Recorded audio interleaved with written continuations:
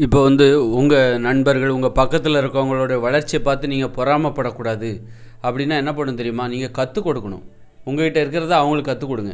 உங்களுக்கு கீழே உள்ளவங்கள பார்த்து நீங்கள் பொறாமப்படக்கூடாது. உங்களோட வயசில் சின்னவங்க இருப்பாங்க பாருங்கள். பெரியவங்கன்னா யார் தெரியுமா? தன்னை விட வயசில் சின்னவங்கள பார்த்து பொறாமப்படக்கூடாது.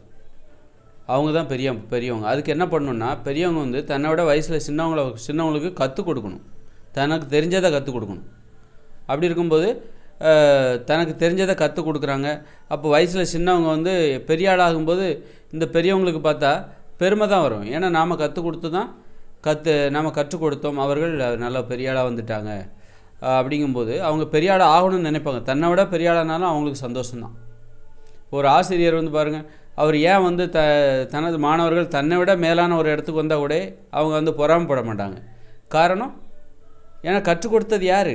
கற்றுக் கொடுப்பதால் தானே அவங்க பெரிய ஆளாகிறாங்க.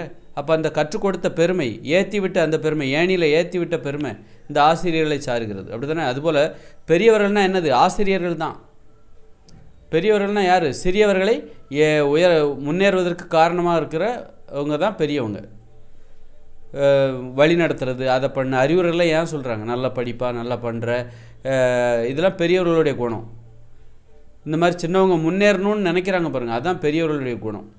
அப்போ பெரியவர்களுக்கு கற்றுக் கொடுக்குற வழக்கம் இருக்கணும். கற்றுக் கொடுக்குற அந்த பழக்கம் இருந்தால் மட்டும்தான் அவங்களுக்கு வந்து இந்த பொறாமல்லாம் வராது. கற்றுக் கொடுக்குறதுனா என்னது? உங்களை சுற்றி இருக்கிறவங்க பெரியவங்க, இல்லை ஒரு அப்பா அம்மா இருக்காங்க பிள்ளைகளுக்கு, அல்லது பக்கத்து வீட்டில் நீங்கள் சின்ன பசங்களை பார்ப்பீங்க, உங்கள் சொந்தக்காரங்களில் சின்ன பசங்களை, சின்ன வயசில் உள்ளவங்கள பார்ப்பீங்க. அவங்களுக்கு அறிவுரை சொல்லணும், அவங்க வளர்ச்சிக்கு தேவையான உதவிகளை செய்யணும். அதுதான் வந்து அந்த கற்றுக் கொடுப்பது. அப்போ அவங்க முன்னேற்றத்தை நீங்கள் விரும்புகிறீங்க. உங்களை விட அவங்க மேலான இடத்துக்கு போனாலும் அந்த பெரியவங்களுக்கு பொறாமைங்கிறதே வராது. இதுதான் வந்து அப்போ இன்றைக்கி வந்து கற்றுக் கொடுக்குற வழக்கம் சிலருக்கு தனக்கு தெரிஞ்சதை கற்றே கொடுக்க மாட்டாங்க. தனக்கு ஏதாவது ஒரு திறமை இருக்குன்னு வச்சுக்கோங்களேன். ஒரு அப்பா இருக்கார், அப்பாவுக்கு வந்து ஒரு மெக்கானிக்கு தெரியும்னு வச்சுக்கோங்களேன். இப்போ ஏதோ ஒரு தொழில் திறமை தெரியும், பிள்ளைகளுக்கு கற்றுக் கொடுக்க மாட்டார்.